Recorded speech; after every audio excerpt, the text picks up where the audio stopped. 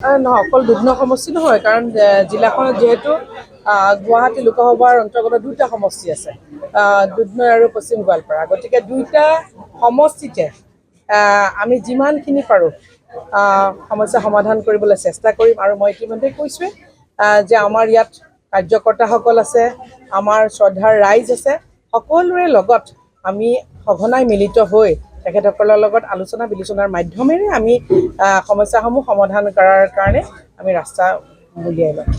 ধুবুৰী সমষ্টিত ক'বলৈ হৈছে যে যথেষ্ট সংখ্যক ৰেকৰ্ড সংখ্যক ভোটত তেওঁ জয়ী হৈছে। কি কৰিব তেখেতক ৰুধিবলৈ বৰ্তমান বিধানসভা নিৰ্বাচন যিহেতু আহি আছে, এনেকুৱা ধৰণৰ পৰিকল্পনা? প্ৰথম কথাটো যিহেতু তেখেত নিৰ্বাচিত হৈছে, গতিকে তেখেতকো অভিনন্দন জ্ঞাপন কৰিছোঁ। কিন্তু আমি আমাৰ ষ্ট্ৰেটেজি আমি চলাব লাগিব যাতে আগন্তুক দিনত আমাৰ প্ৰতিটো সমষ্টিতে যাতে ভাৰতীয় জনতা পাৰ্টি আৰু মিত্ৰজোঁটৰ দখলত থাকে, তাৰ বাবে আমি আজিৰে পৰা আমি নতুনকৈ আকৌ আমি সাংগঠনিকভাৱে আৰু বেছি শক্তিশালী হৈ পেলাই আমি ৰাইজৰ মাজত সোমাম, যাতে আগন্তুক আমাৰ যি পঞ্চায়ত নিৰ্বাচন আছে আৰু আমাৰ বিধানসভা নিৰ্বাচন আছে, প্ৰতিটো নিৰ্বাচনতে যাতে আমি ভাল ফলাফল দেখিবলৈ সক্ষম হওঁ। চাওক, বিৰোধীক ৰুধিবলৈ আমি যেনে ধৰণৰ পন্থা অৱলম্বন কৰিব লাগে, প্ৰতিটো পন্থাই আমি অৱলম্বন কৰিম।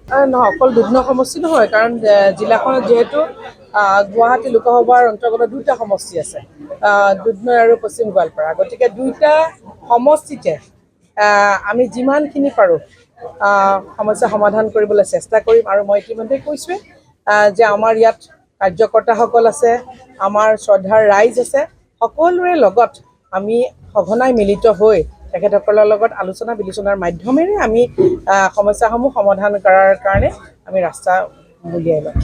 ধুবুৰী সমষ্টিত ক'বলৈ হৈছে যে যথেষ্ট সংখ্যক ৰেকৰ্ড সংখ্যক ভোটত তেওঁ জয়ী হৈছে। কি কৰিব তেখেতক ৰুধিবলৈ বৰ্তমান বিধানসভা নিৰ্বাচন যিহেতু আহি আছে, এনেকুৱা ধৰণৰ পৰিকল্পনা? প্ৰথম কথাটো যিহেতু তেখেত নিৰ্বাচিত হৈছে, গতিকে তেখেতকো অভিনন্দন জ্ঞাপন কৰিছোঁ। কিন্তু আমি আমাৰ ষ্ট্ৰেটেজি আমি চলাব লাগিব যাতে আগন্তুক দিনত আমাৰ প্ৰতিটো সমষ্টিতে যাতে ভাৰতীয় জনতা পাৰ্টি আৰু মিত্ৰজোঁটৰ দখলত থাকে, তাৰ বাবে আমি আজিৰে পৰা আমি নতুনকৈ আকৌ আমি সাংগঠনিকভাৱে আৰু বেছি শক্তিশালী হৈ পেলাই আমি ৰাইজৰ মাজত সোমাম, যাতে আগন্তুক আমাৰ যি পঞ্চায়ত নিৰ্বাচন আছে আৰু আমাৰ বিধানসভা নিৰ্বাচন আছে, প্ৰতিটো নিৰ্বাচনতে যাতে আমি ভাল ফলাফল দেখিবলৈ সক্ষম হওঁ। চাওক, বিৰোধীক ৰুধিবলৈ আমি যেনে ধৰণৰ পন্থা অৱলম্বন কৰিব লাগে, প্ৰতিটো পন্থাই আমি অৱলম্বন কৰিম।